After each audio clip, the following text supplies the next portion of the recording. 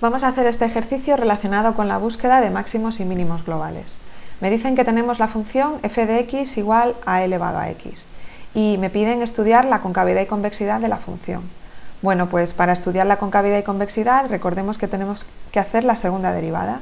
La primera derivada de la exponencial de e elevado a x coincide con la función e elevado a x y de hecho la segunda derivada también. La segunda derivada de la función también es e elevado a x. Y ahora lo que tenemos que hacer es estudiar el signo de esta segunda derivada para saber los intervalos de concavidad y convexidad de la función.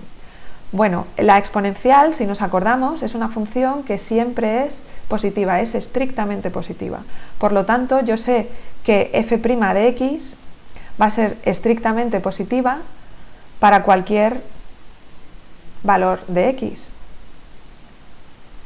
para cualquier x perteneciente a los números reales.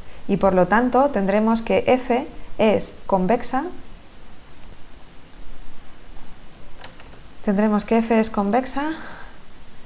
en toda la recta real. Así que ya sabemos cuáles son los intervalos de concavidad y convexidad de la función. La función es siempre convexa. Ahora me piden que calcule los máximos y los mínimos locales de la función f. Bueno, pues para calcular los máximos y los mínimos locales recordamos que el primer paso es encontrar los puntos que me verifiquen que la primera derivada es 0.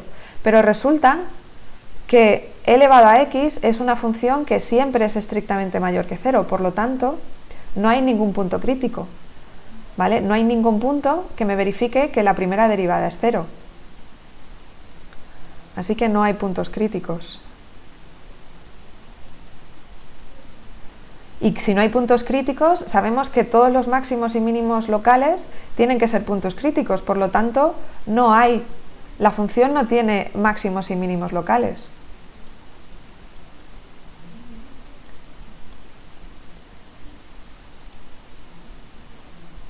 Vale, ya hemos resuelto los apartados A y B. En el apartado C me piden que calcule los máximos y los mínimos locales y globales de la función en el intervalo 0 infinito, con el 0 incluido. Vale, ahora ya las cosas cambian un poco, porque aquí sabíamos que la función no tiene ningún máximo ni ningún mínimo local. Vamos a dibujar la función para entender este resultado. La gráfica de la exponencial hace una cosa así, ¿de acuerdo? Bueno, un poquito más que lineal al final. Hace una cosa así, de forma que al final sube muy rápidamente. Vale. Cuando x tiende a menos infinito, la función tiende a 0, pero nunca llega a ser 0. Y cuando x tiende a infinito, la función tiende a infinito, con lo cual nunca va a alcanzar el máximo. Sí que le podemos poner una cota inferior a esta función. Sabemos que la función nunca va a llegar a 0, pero una cota superior jamás, porque la función va a ir a infinito conforme yo aumento el valor de las x. ¿Esto qué relación tiene con el apartado C? Bueno, pues ahora lo que me piden es que calcule los máximos y mínimos locales y globales en el intervalo de 0 a infinito.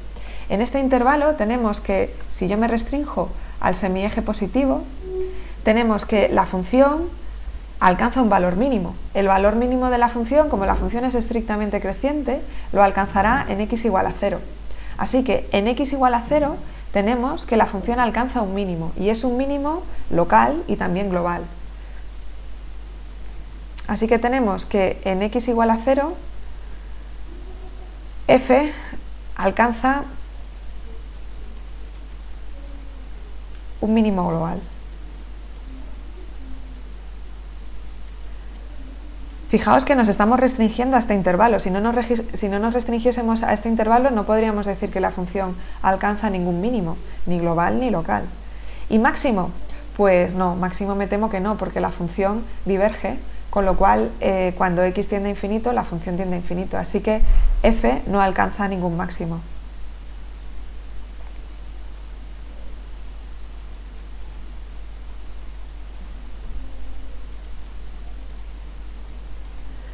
¿Tiene esto relación con el resultado, con los teoremas que vimos antes? Pues el segundo teorema lo que nos decía es que, dada una función convexa, todos los mínimos locales van a ser mínimos globales. Vale, el apartado B lo que comprobamos es que no tenía ningún mínimo. Con lo cual, eso no significa que el teorema esté mal. Lo único que me está diciendo es que el teorema lo único que me dice es que todos los mínimos locales tienen que ser globales. Pero si no tiene ningún mínimo local, entonces ¿cómo va a tener mínimos globales? Y en el apartado C, lo que estamos haciendo es restringiéndonos ahora a un intervalo. Y en este intervalo que es desde 0 hasta infinito, este punto que hemos visto que era que es un mínimo global, lo hemos encontrado de forma gráfica. De hecho, este punto no verifica que f' de x sea igual a 0, ¿vale? No es un punto crítico. Lo que pasa es que nos tenemos que fijar en los extremos del intervalo. Y este punto tampoco significa que el teorema que vimos antes estuviese mal. Lo que nos está diciendo el teorema es que todos los mínimos locales tienen que ser globales, pero aquí hemos encontrado un mínimo global que no me verifica las condiciones de punto crítico. ¿Por qué? Porque le estamos metiendo una restricción al problema. Ahora, en el apartado D, lo que nos piden es que calculemos los máximos y los mínimos locales y globales de la función en el intervalo 0,1. En el intervalo 0,1 lo que tenemos es que ahora, vamos a dibujar la gráfica un poco mejor y vamos a hacer que no suba tanto antes, eso es.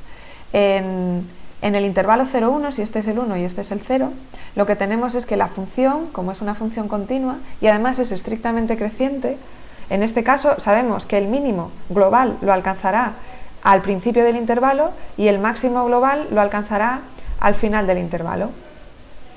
En ninguno de los dos puntos la primera derivada se hace 0, pero lo que me está diciendo el primer teorema, el teorema de Weierstrass, lo que me decía es que una función, por ser continua en un intervalo cerrado y acotado, nosotros sabemos que tiene que alcanzar un máximo global y un mínimo global, y eso es lo que sabemos que alcanza. En este caso, un único máximo global y un único mínimo global, ¿vale? Sería en x igual a 0 tendríamos el mínimo global y en x igual a 1 tendríamos el máximo global.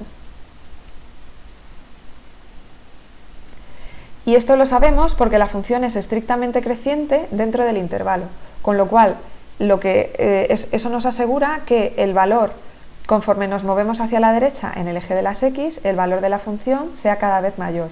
Por lo tanto, cuando entramos en el intervalo, la función toma su valor mínimo y cuando salimos del intervalo, la función toma su valor máximo.